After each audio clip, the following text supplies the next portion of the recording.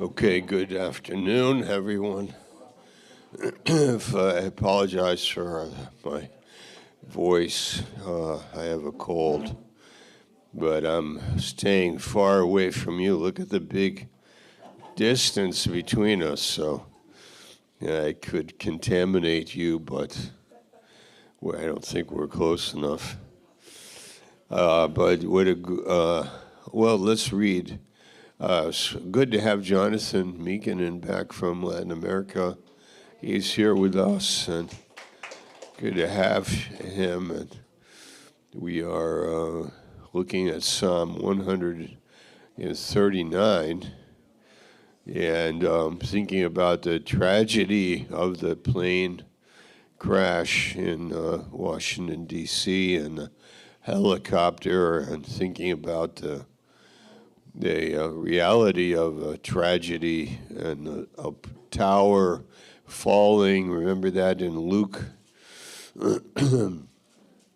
Let's find it.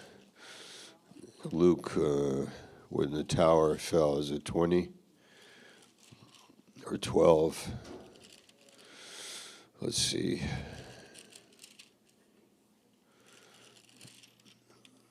Let's see, 13. No, 13. Okay.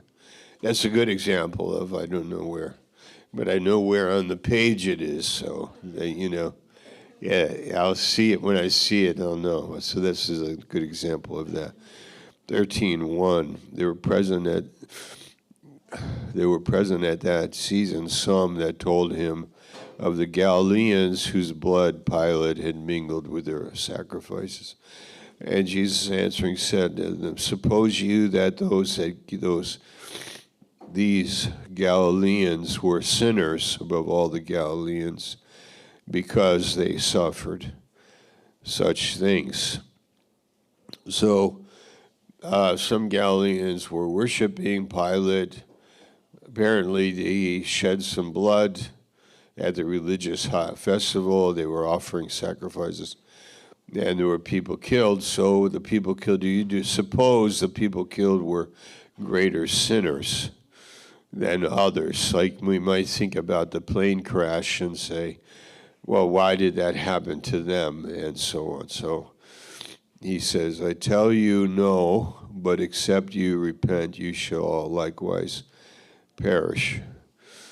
Or those 18 upon whom the tower in Siloam fell and slew them, think ye that they were sinners above all men that dwelt in Jerusalem. So we have two tragic things here. Pilate's killing of people, and then a tower falling and killing 18 people. So that's current news at the time of Jesus. And he's saying, do you think it's because they are greater sinners? And he's saying, no.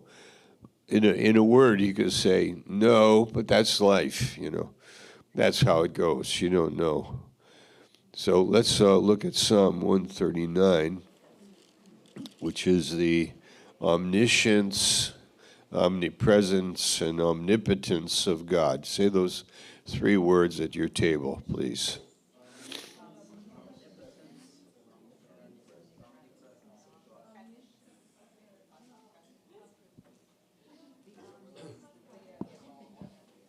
All right, definitions, omniscience. Pastor John Post. Yes. He knows everything. He knows our thoughts of our head, in our head. He knows everything. He knows intentions of our heart. He knows everything. He is all-knowing. He knows everything. And then over at this table, Karen, your table for omnipotence. Okay. Does the group at your table agree with you? All powerful. So, and then thirdly, what was the other one? Omnipresence, yeah. Omnipresence, so he's everywhere present. So is there a millimeter or a piece of space?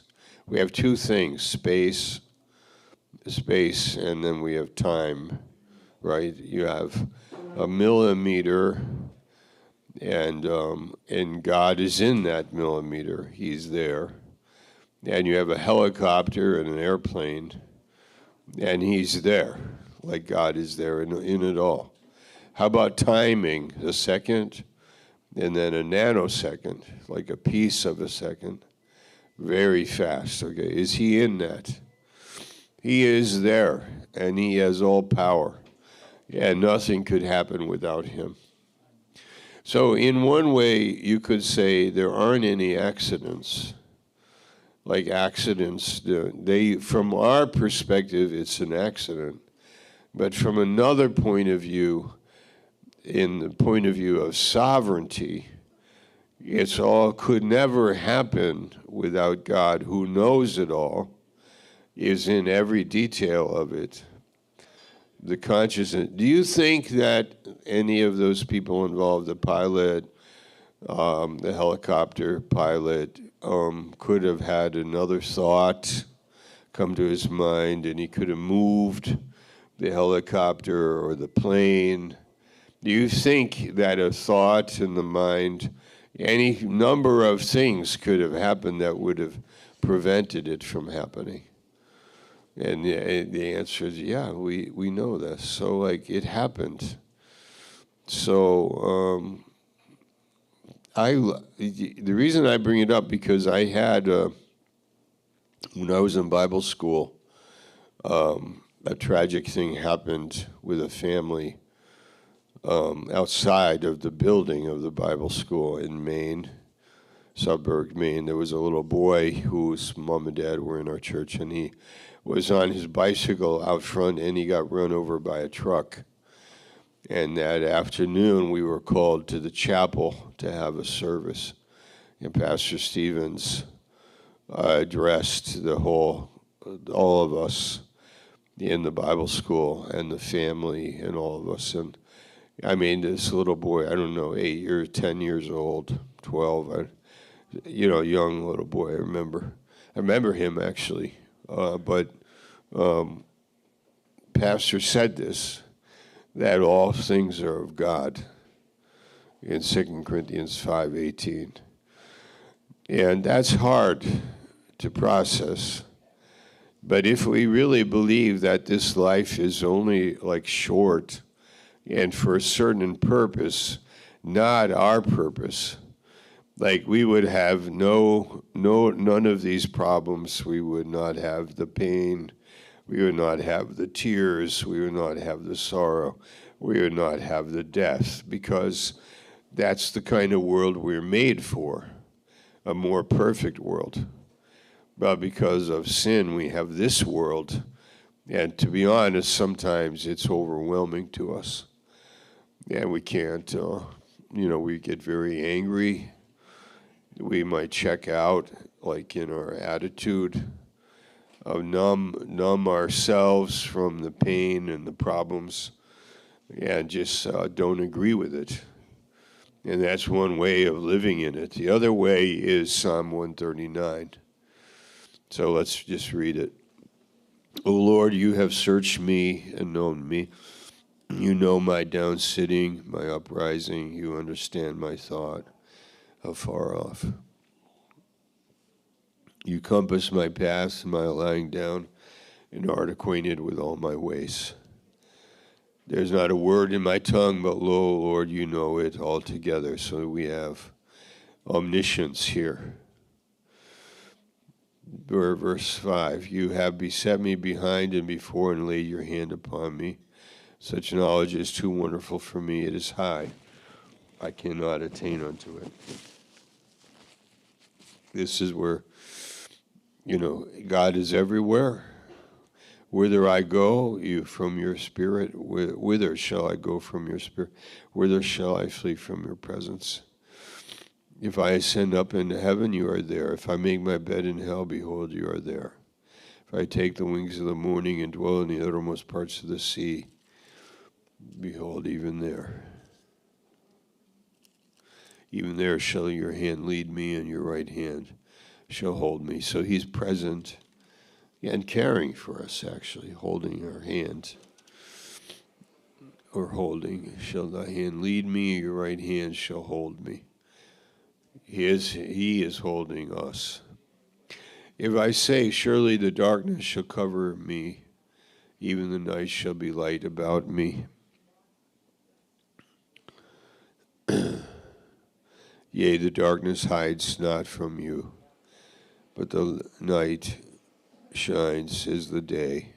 The darkness and the light are both alike to you.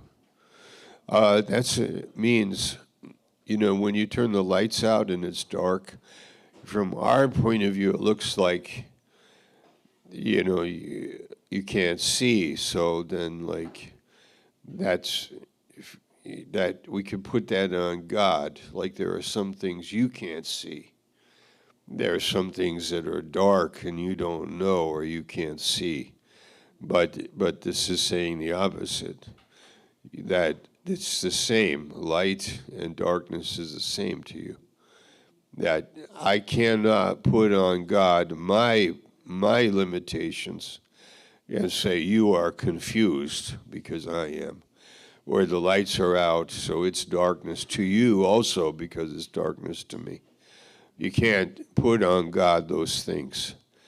And because of this tragic thing, it must be you weren't there. It must be that you were not there, but actually he was. And I mean, in a few seconds, for all those people that were in that tragic event, were either in heaven or in hell, and that's like shocking to think that in a short time, with everything being right, and then in a short time, I'm in eternity, and that's the reality of those things. Okay, so verse 13, for you have possessed my reins, you have covered me in my mother's womb. And this is him, saying, like, God has been in my life. That's a good point for table talk. You could say, God has been in my life. Are you sure when you were 1 year old? Yes. How about 2 or 3, 7 or 9 or 13 or 15? Before you were saved, God was in your life. When I was in my mother's womb. Okay, go ahead.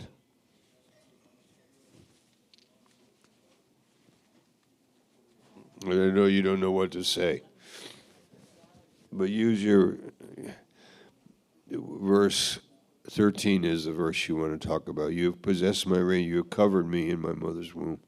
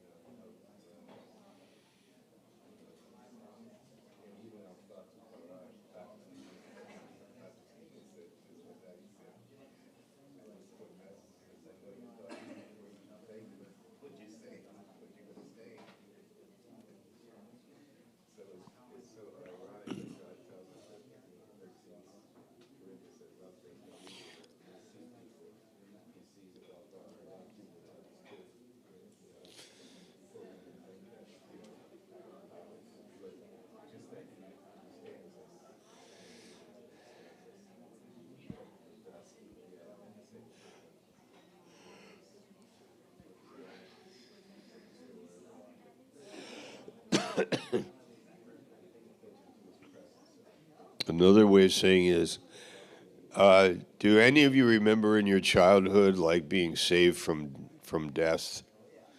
Been saved from death? Anybody in your childhood, really? Like, like what? Getting run over by a car, or a sickness, or falling from or something. What? What? Yeah, okay.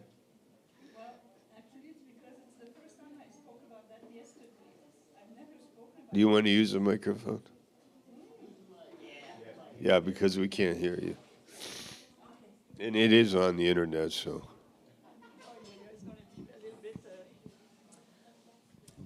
No, but we have a paper to do in Pastor Love's class. What did grace do for us in our life? Something like that. So I came to think about my past, and we were talking about, is God sovereign? Even when I'm not saved, is he still sovereign? So I think he is, in the fact that I was presented to a class of students in psychiatry, future psychiatrists, not psychologists, psychiatrists, the big guys, as a person who had succeeded in a suicidal attempt. So all the students say, okay, how come you say that this person did a suicidal attempt that succeeded? She's here. So she explained that, I really threw myself in front of the train, but the train passed over me and I was not. But many people, in Montreal we have a subway, so it happens a lot. And even my aunt died like that. She died throwing herself in front of the train. And and we know they stopped because the subway has to stop for a while. So we hear that in the news. But it's just that, I tried my best, but I didn't succeed. I didn't even have a scratch. But the guy who rescued me said, if you would have seen what I saw, you would have never tried this thing. Some people are invalid for the rest of their life, things like that. So I think God was present, really. Wow, amazing. 24 years old. 24 years old, wow. Yeah, so let's read the verse one more time with that in our minds. What a story that is. That's amazing. Yeah, look at verse. For you have possessed my reins, you have covered me in my mother's womb. I will praise you. I am fearfully and wonderfully made. Marvelous are thy works, and that my soul knows right well. It's kind of shocking to hear that from Lise, because we see her in a totally different way now. Very alive. Yes, I know, and helpful to so many people, ministering to people and serving people. That's beautiful. Wow. So we have in this chapter, we have omnipotence, omnipresence, and omniscience. And so he's just reflecting on the amazing elements of being alive. Verse 15, my substance was not hid from you when I was made in secret, curiously wrought in the lowest parts of the earth. I think of that as being in the genetical, formation of a human being, where you have things made in secret, right, in the lowest parts of the earth. I think of that being in the womb of a woman where that great miracle of the embryo and the fetus are being formed. Your eyes did see my substance, yet being unperfect, and in thy book all my members were written. And I think of that as the DNA, the genome, the human genome, right? The genetical material of every human being is in God's book, verse 16. In your book. Now, how many books are there? How many books are there in heaven? Let's name a few of them. Is your name in the book of life? Okay, that's Luke 10. Another one is, and at the white throne judgment, and the books were opened, and everything that unsaved people did are written in the books in Revelation 20. excuse me. Then you have a book of remembrance is Malachi 3:16. When we meet together and the word is brought forth and we fear God, we worship God as we listen, then that's written in a book. That's a book of remembrance. And then there is the DNA book. I call it that. That's this one, where my who I am. You nobody like you. Isn't that incredible? Out of all the billions of people, like, we don't have cloning. We have everybody is different from everybody else, right? You have some very close, like twins, not fraternal. What's the other kind of twin? Identical twin. Okay, so then we have another book. Well, that's at the Bema Seat. It's not a book. We don't know, but there'll be the Bema Seat judgment, and there will be a name given that nobody will know but you and God in Revelation chapter 3. So I do think that all the things of life, like Matthew 10, if you bring somebody a cup of water in the name of a disciple, there will be a reward for that. And that reward is written in our, I don't really know, it says that if you receive a righteous man, you get a righteous man's reward. Okay, go back to now verse 17. How precious also are your thoughts unto me, O God. How great is the sum of them. If I should count them, they are more in number than the sand. When I awake, I am still with you. Surely you will slay the wicked, O God. Depart from me, therefore, you bloody men. For they speak against you wickedly, and your enemies take your name in vain. Why do not I hate them? Do not I hate them, O Lord, that hate you?